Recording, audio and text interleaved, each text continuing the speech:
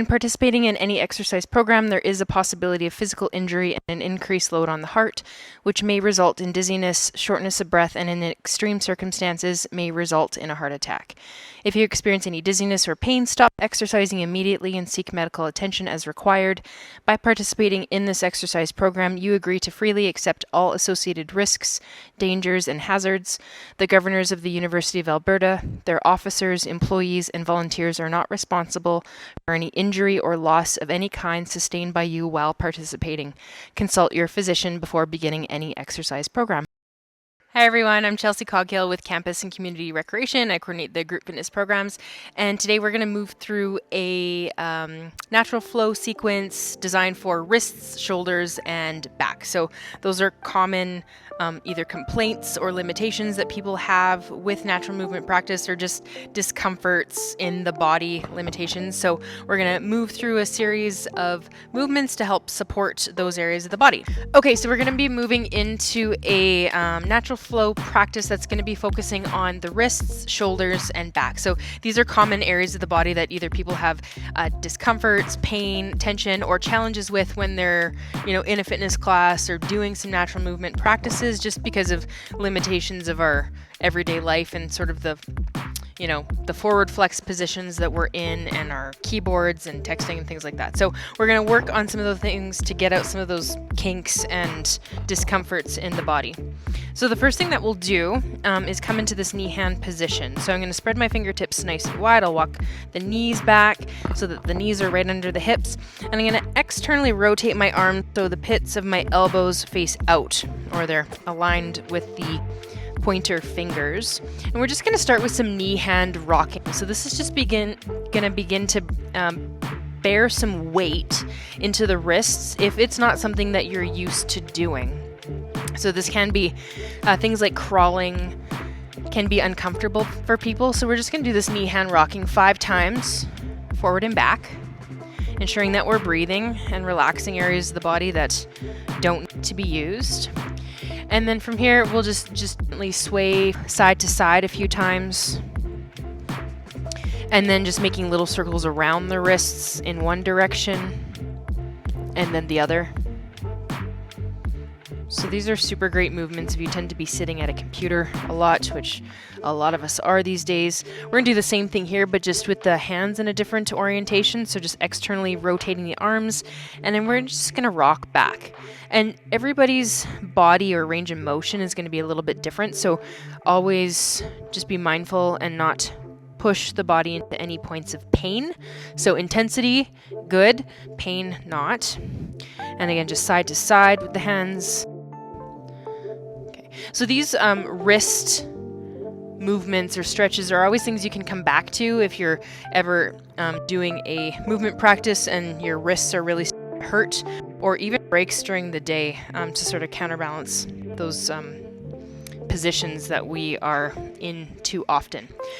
So the next thing that we're going to do for a wrist and forearm stretch is just coming down onto the knees, and we'll take the fingertips so that they point towards the body. So I'm spreading my fingertips nice and wide. I'm spreading the thumbs away from one another.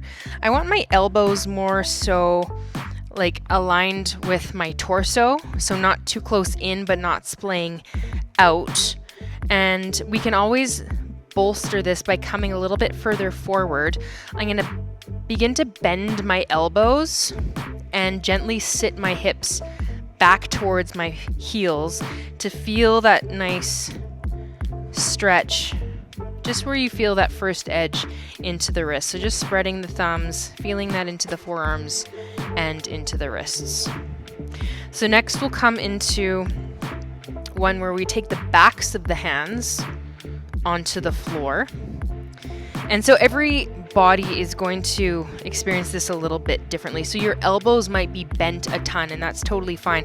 But we're just going to work on gently extending the elbows so that you really feel that into the forearms, into the wrist. So this is very much the opposite position that we would normally have our wrists in. So it can be a fairly intense stretch, but you're just gently beginning to extend the elbows. And if we can get full elbow extension, then maybe we can begin to gently bring the hips back down towards the heels, just getting that really nice forearm stretch.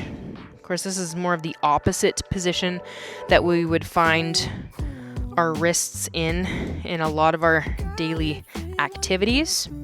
If that one feels too intense, something that we can get a similar result from or experience of is just weaving the fingers together, taking the thumbs together, backs of the hands together, and lowering the wrists gradually so that they're the same level as the elbows. So again, just getting that wrist opening that way and just holding there for 5 breaths. So it might be a little bit less of an intense variation of the one where you're actually on your hands and your knees. Okay, so we're going to come back into that knee hand position.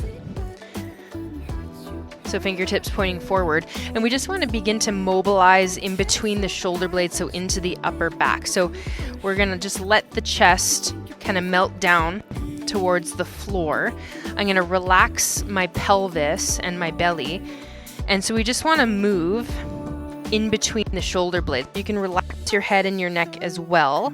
So this is known as the rhomboid push-up to most of us. So I'm just going to let the chest sink down in between the shoulder blades, come together, and then I'm going to just push up in that space in between the shoulder blades. So a good imagery would be if I were to take my hands to that place in between the shoulder blades, you're pushing up in between this space.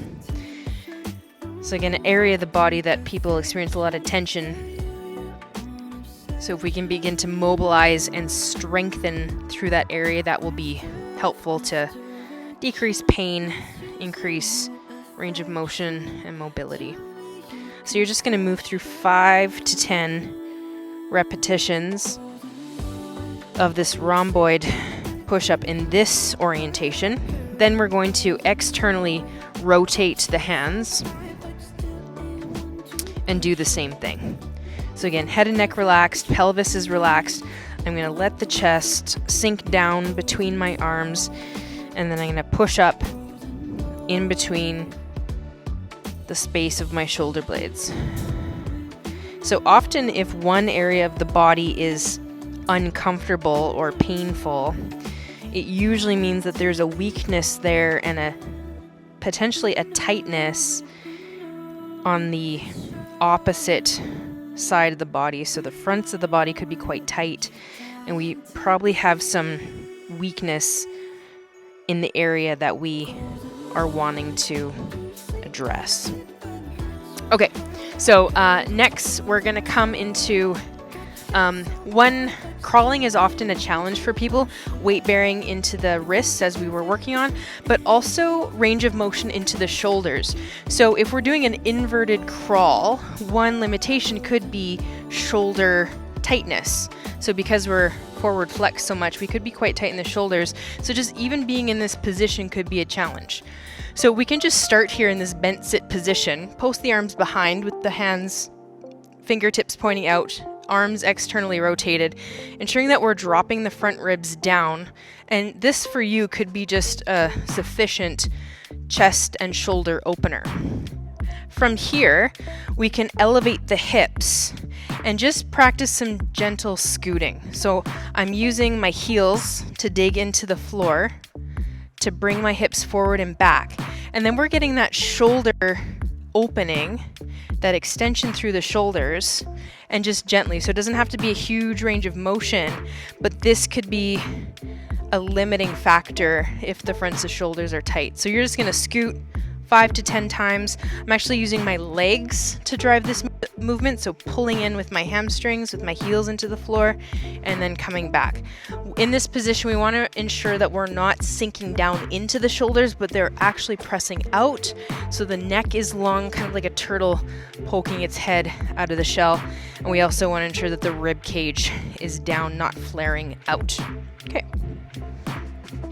So moving into another or a back extension. So to counteract that forward flexion that we find ourselves in often. A nice way to do that is coming onto our stomachs in this prone position. I'm just going to take my forearms so that they're parallel to one another. My elbows can be in front of my shoulders, and you'll find kind of the sweet spot for you. If there's pain or tension in your low back, then you'll just bring your elbows a little bit further in front of the shoulders, but we might want to have the elbows a little bit more underneath the shoulders.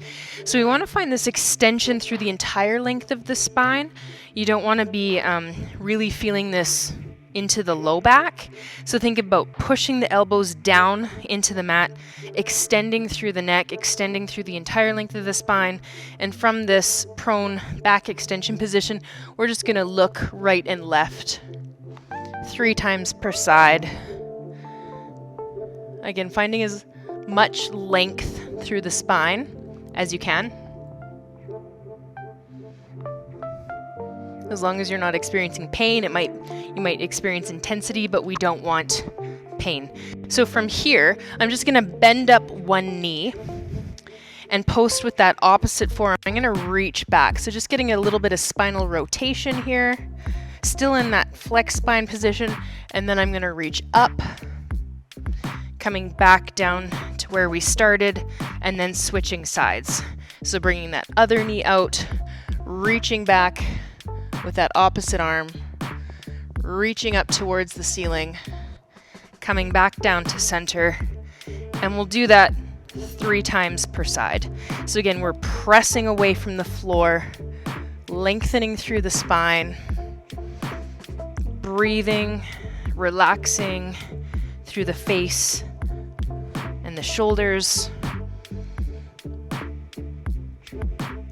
actively pressing down into the mat.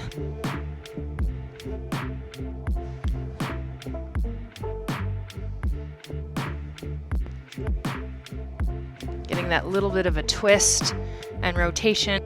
So last time, bending up the leg, reaching back, reaching up,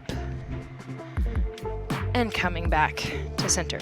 So these are really great movements that you can work on and do often. It can be a stretch break during your day. It can be something to warm up prior to a workout, but super beneficial exercises that most of us probably need some attention and care on, given sort of how our daily lives are set up. So thank you for joining me for this round of wrist, shoulders, and back.